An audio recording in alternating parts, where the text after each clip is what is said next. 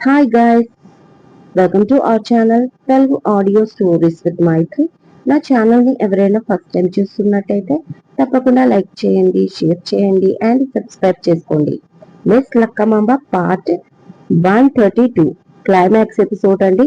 మధ్యలో గ్యాప్ వచ్చింది. ఈ ఒక్క ఎపిసోడ్ తో ఈ సీరియల్ ఎండ్ అయిపోతుంది.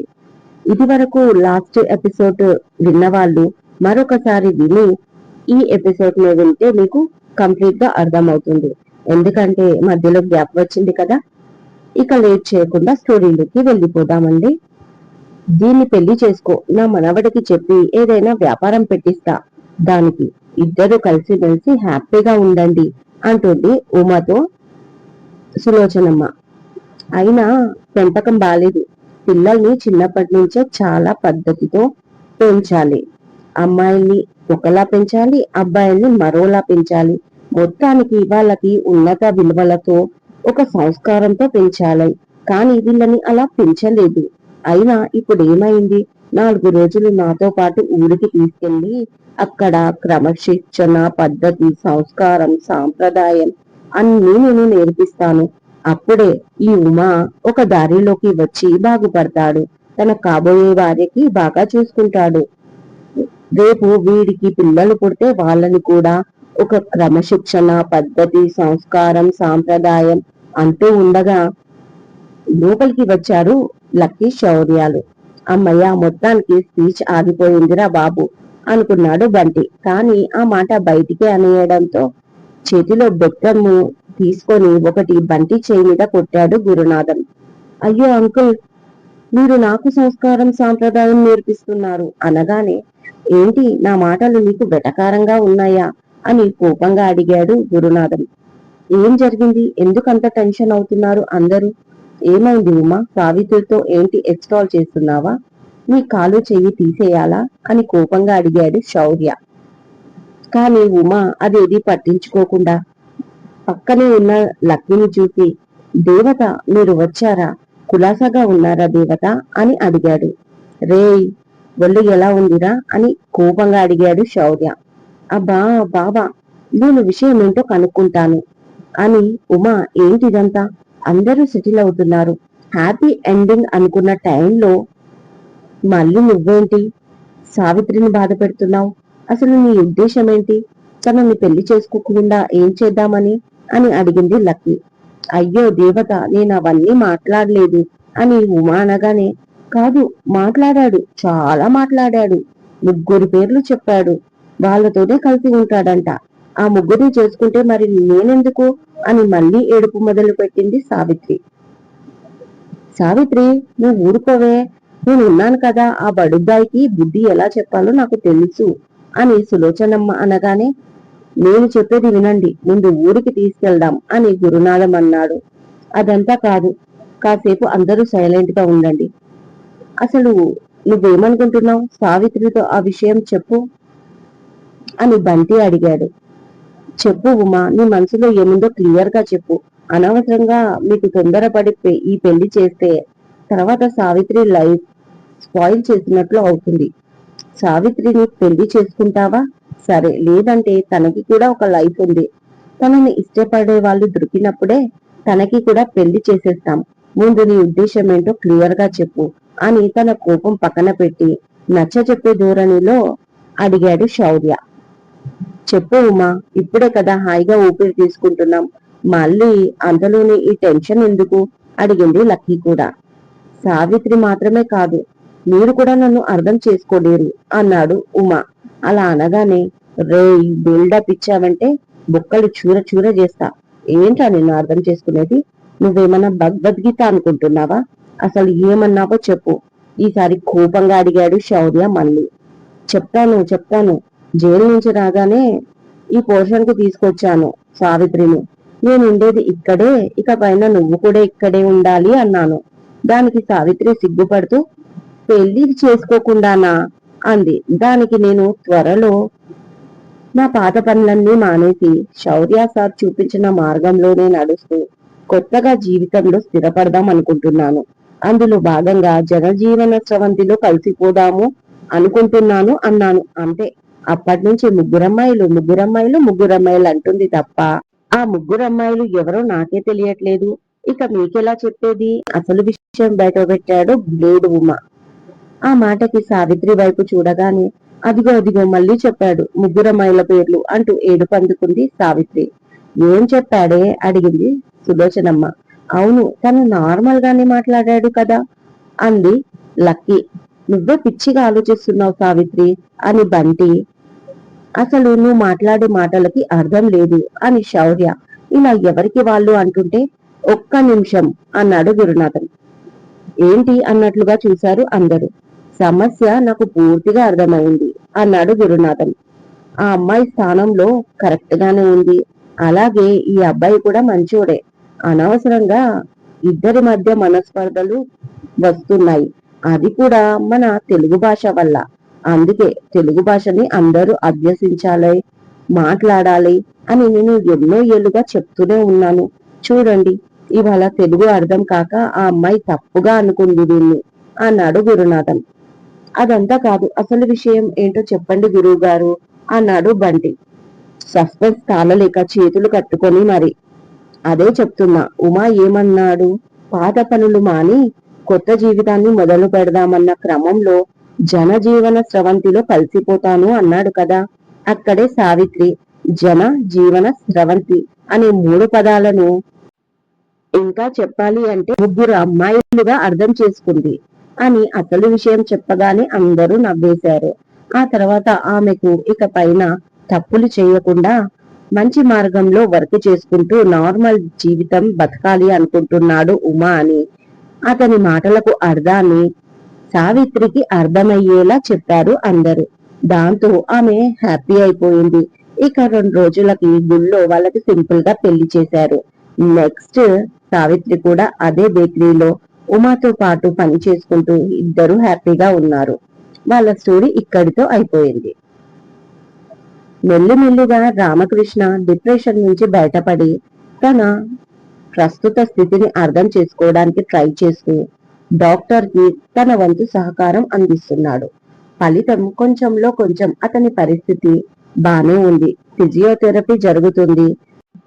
అతన్ని ఎమ్మెల్యే పదవి నుంచి తొలగించకపోవడంతో శ్రౌష్ అటు పార్టీ పనులు ఇటు తండ్రిని చూసుకుంటూ ఎప్పటికప్పుడు తన సహకారం అందజేస్తున్నాడు.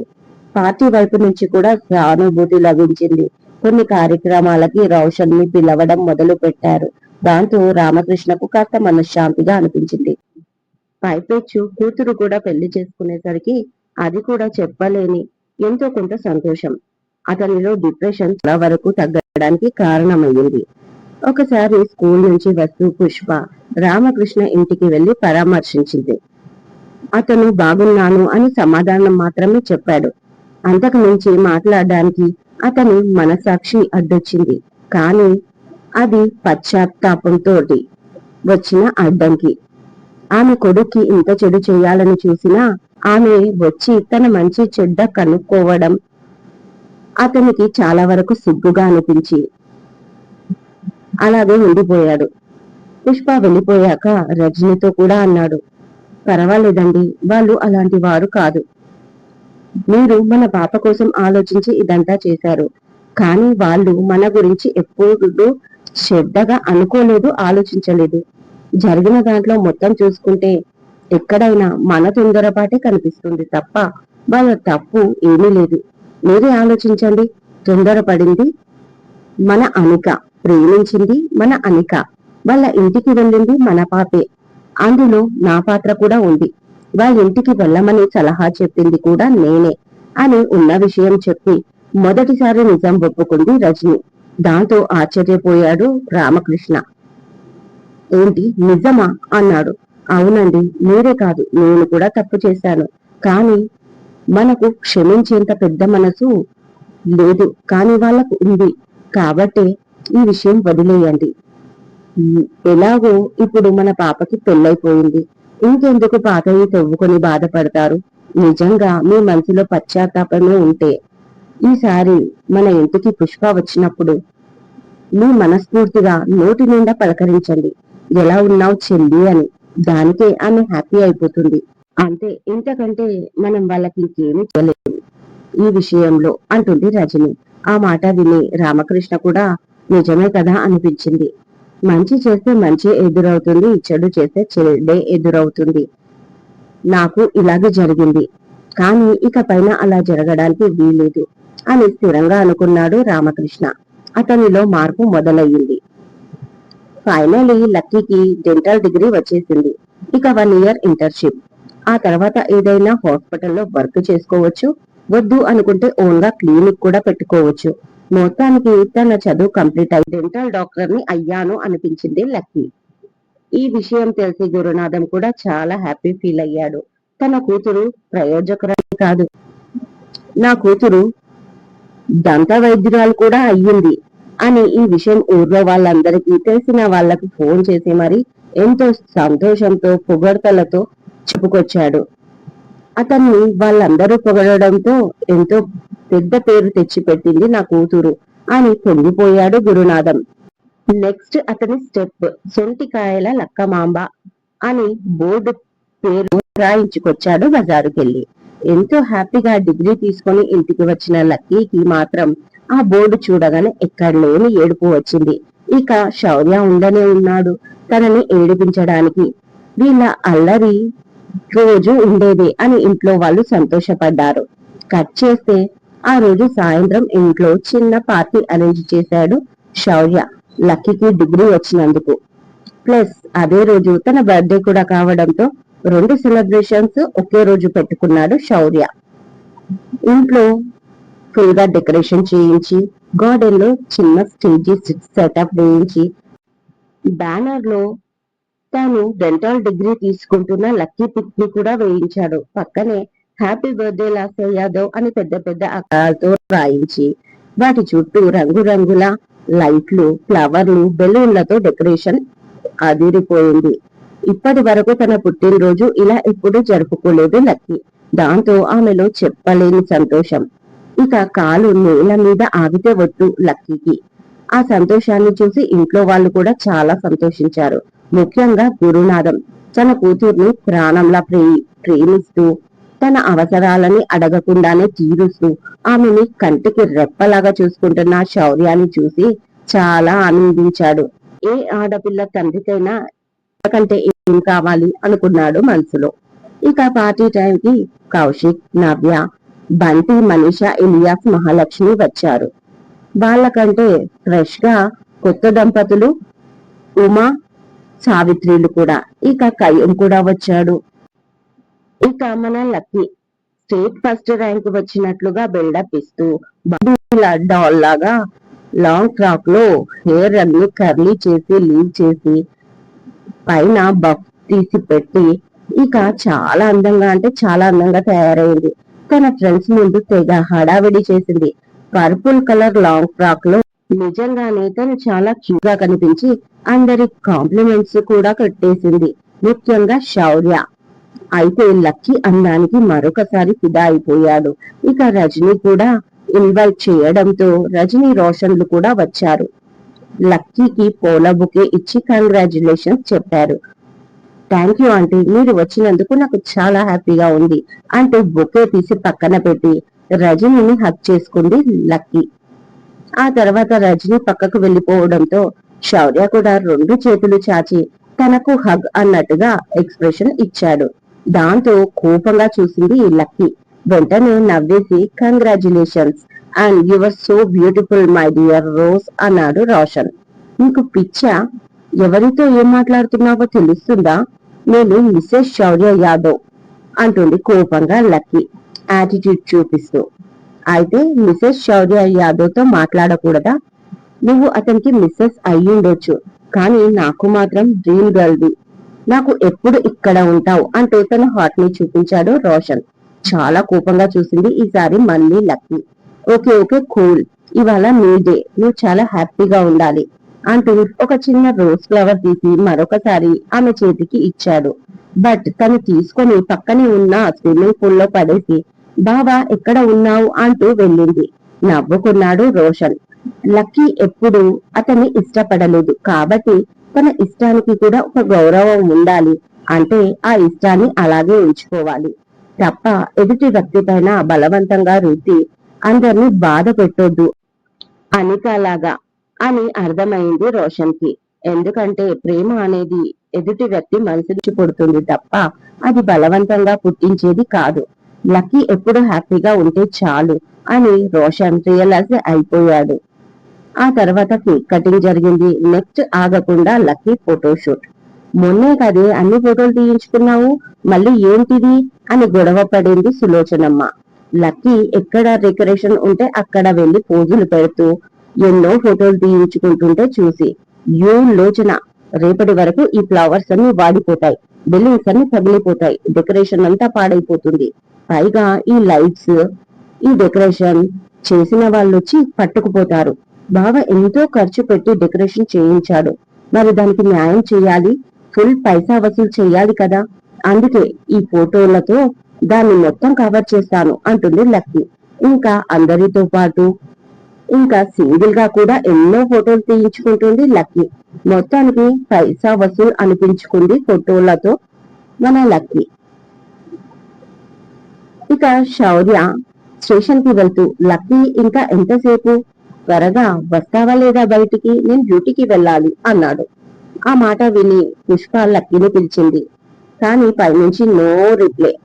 తర్వాత సులోచన, ఆ తర్వాత జయంతి, చివరికి గురునాథం కూడా.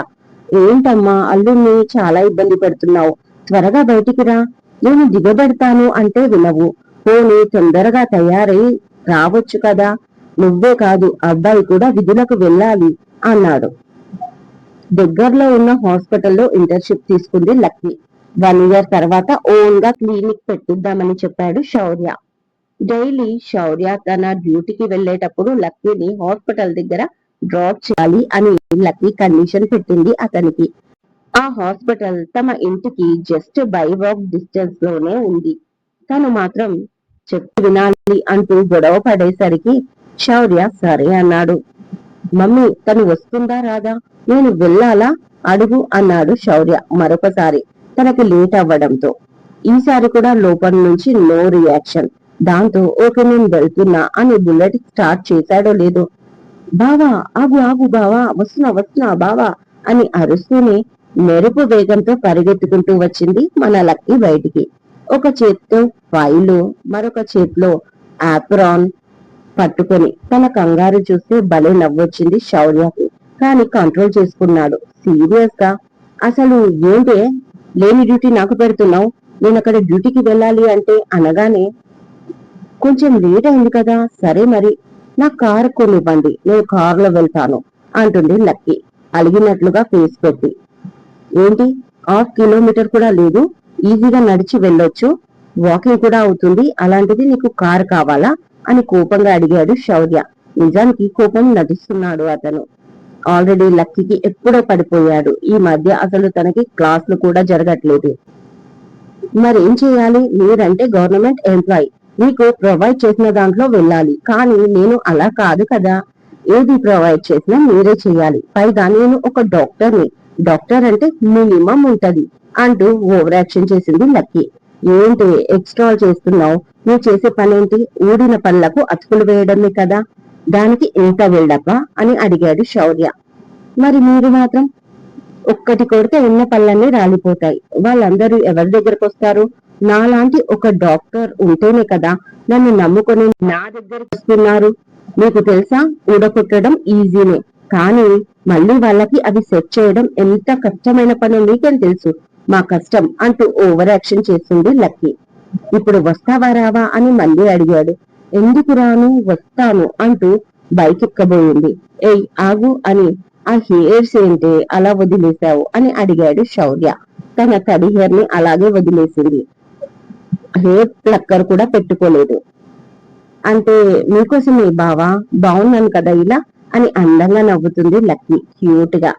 తన అందాన్ని చూస్తూ, హా చాలా బాగున్నావు, ఇంకా చెప్పాలి అంటే ముద్దొస్తున్నావు అని నవ్వుతూ తనని చూస్తున్నాడు శౌర్య. దూరం నుంచి వాళ్ళని ముచ్చటగా చూసుకుంటున్న పుష్ప, ఇప్పుడు అవ్వడం లేదా లేట్ అని అడిగింది దూరం నుంచి. దాంతో నవ్వుతూ ఓకే మమ్మీ బాయ్ అంటూ బుల్లెట్ మరొకసారి స్టార్ట్ చేశాడు శౌర్య. బాయ్, నైట్ డిన్నర్ కి ఏదైనా డిలీషియస్ రెసిపీ వండి పెట్టు, వచ్చి ఒక పట్టు పడతాను, ఓకేనా. ఐ లవ్ యూ అంటూ ఫ్లైంగ్ కిస్ ఇచ్చి మరి బైక్ వెనకాల ఎక్కి కూర్చుంది లక్కీ. ఇక ఇద్దరు ముందుకు కదిలారు. బాయ్ చెప్పి అలాగే నిలబడింది పుష్ప, ఇద్దరిని ప్రేమగా చూసుకుంటూ. ఇక వాళ్ళ లైఫ్ ఆనందంగా సాగిపోయింది, ఎలాంటి డిస్టర్బెన్స్ లేకుండా. ఇదండి ఇవాళటి ఎపిసోడ్, కాదు క్లైమాక్స్ ఎపిసోడ్. శుభం. మొత్తానికి మిస్ లక్కమాంబ కంప్లీట్ అయిపోయింది. ఇప్పటికి ఎప్పుడో కంప్లీట్ అవ్వాల్సిన ఈ స్టోరీని కొంచెం లేటుగా టెలికాస్ట్ చేయాల్సి వచ్చింది. మీరే కాదు, నేను కూడా చాలా మిస్ అవుతున్నాను. నెక్స్ట్ ఎన్నాళ్ళదో ఈ బంధము కంప్లీట్ చేస్తాను ఈ సీరియల్ లాగే. ఇక రెగ్యులర్ గా వచ్చే నా ఇష్టసకి కంటిన్యూ అవుతుంది. ఇంకా కొన్ని కొత్త కొత్త కాన్సెప్ట్లతో సీరియల్స్ మొదలు పెట్టానండి. అవి కూడా ఒక్కొక్కటిగా మీ ముందుకు తేవడానికి ట్రై చేస్తున్నాను. మీరు లెంత్ పెంచాలనేసరికి నేను స్టోరీ కూడా ఎక్కువ ఇవ్వడానికి ట్రై చేస్తున్నాను. మీ అమూల్యమైన అభిప్రాయాలు నాకు కామెంట్ బాక్స్ లో తెలియజేస్తారని ఆశిస్తూ, నా సీరియల్స్ ని ఎప్పటికీ ఇలాగే ఆదరిస్తారని కోరుకుంటూ, నమ్ముతూ, మీ మైత్రి.